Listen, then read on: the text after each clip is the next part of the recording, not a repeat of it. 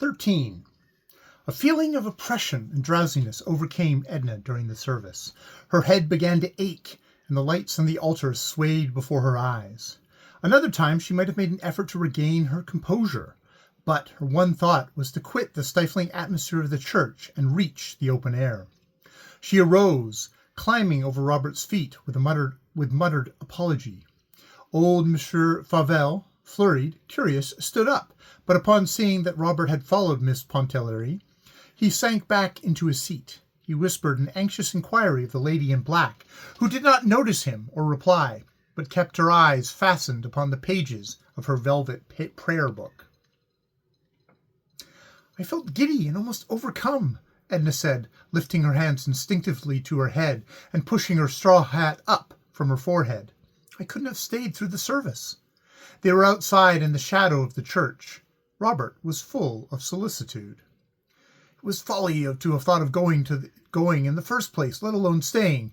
Come over to Madame Antoine's.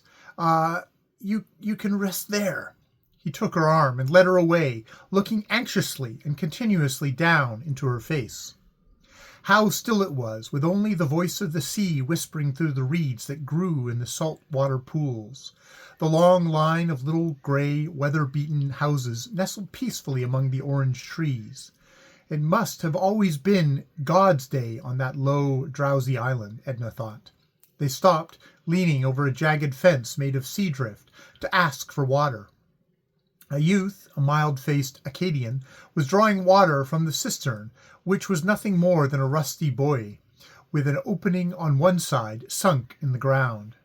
The water which the youth handed them in a tin pail was not cold to taste, but it was cool to her heated face, and it greatly revived and refreshed her. Madame Antoine's cot was in the far end of the village. She welcomed them with all the native hospitality, as she would have opened her door to let the sunshine in. She was fat, and walked heavily and clumsily across the floor. She could speak no English, but when Robert made her understand that the lady who accompanied him was ill and desired to rest, she was all eagerness to make Edna feel at home and to dispose of her comfortably.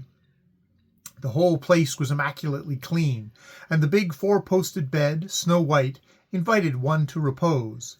It stood in a small side room, which looked out across a narrow grass plot towards the shed, where there was a disabled boat lying keel upward.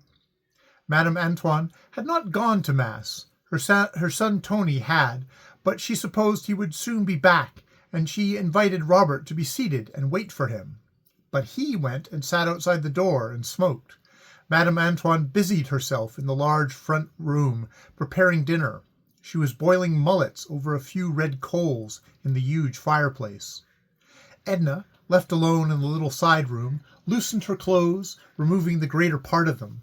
She bathed her face, her neck, and arms in the basin that stood between the windows. She took off her shoes and stockings, and stretched herself in the very center of the high, white bed. How luxurious it felt to rest thus in a strange, quaint bed, with its sweet country odor of laurel lingering about the sheets and mattress. She stretched her strong limbs that ached a little. She ran her fingers through her loosened hair for a while. She looked at her round arms as she held them up straight up, and rubbed them one after the other, observing closely, as if it were something she saw for the first time, the fine, firm quality and texture of her flesh. She clasped her hands easily above her head, and it was thus she fell asleep. She slept lightly at first, half awake and drowsily attentive to the things about her. She could hear Madame Antoine's heavy, scraping tread as she walked back and forth on the sanded floor. Some chickens were clucking outside the windows, scratching for bits of gravel in the grass. Later she half heard the voices of Robert and Tony, talking under the shed. She did not stir. Even her eyelids rested numb and heavily over her sleepy eyes. The voices went on. Tony's slow Acadian drawl, Robert's quick, soft, smooth French. She understood French imperfectly unless directly addressed, and the voices were only part of the other drowsy, muffled sounds, lulling her senses. When Edna awoke, it was the conviction that she had slept long and soundly. The voices were hushed under the shed. Madame Antoine's step was no longer to be heard in the adjoining room. Even the chickens had gone elsewhere to scratch and cluck. The mosquito bar was drawn over her. The old woman had come in while she slept and let down the bar. Edna arose quietly from the bed, and looking between the curtains of the window, she saw by the slanting rays of the sun that the afternoon was far advanced. Robert was out there under the shed, reclining in the shade against the sloping keel of the overturned boat. He was reading from a book. Tony was no longer with him. She wondered what had become of the rest of the party. She peeped out at him 2 or 3 times as she stood washing herself in the little basin between the windows. Madame Antoine had laid some coarse, clean towels upon a chair and had placed a box of poudre de riz within easy reach. Edna dabbed the powder on her nose and cheeks as she looked at herself closely in the little distorted mirror which hung on the wall above the basin. Her eyes were bright and wide awake, and her face glowed. When she had completed her toilet, she walked into the adjoining room. She was very hungry. No one was there, but there was a cloth spread upon the table that stood against the wall, and a cover was laid for one, with a crusty brown loaf and a bottle of wine beside the plate. Edna bit a piece from the brown loaf, tearing it with her strong white teeth. She poured some of the white wine into the glass and drank it down. Then she went softly out of the doors, and plucking an orange from the low-hanging bough of a tree, threw it at Robert, who did not know that she was awake and up. An illumination broke over his whole face when he saw her and joined her under the orange tree. "How many years have I slept?" she inquired. "The whole island seems changed. A new race of beings must have sprung up, leaving only you and me as past relics. How many ages ago did Madame Antoine and Tony die? And when did our people from Grand Isle disappear from the earth?" He familiarly adjusted a ruffle on her shoulder. "You have slept precisely 100 years. I was left here to guard your slumbers, and for 100 years I've been out under the shed reading a book. The only evil I couldn't prevent was to keep a broiled fowl from drying up." "If it is turned to stone, still I will eat it," said Edna, moving with him into the house. "But really, what has become of Monsieur Farvel and the others?" "Gone hours ago. When they found out that you were sleeping, they thought it was best not to wake you. Anyway, I wouldn't have let them. What was I here for?"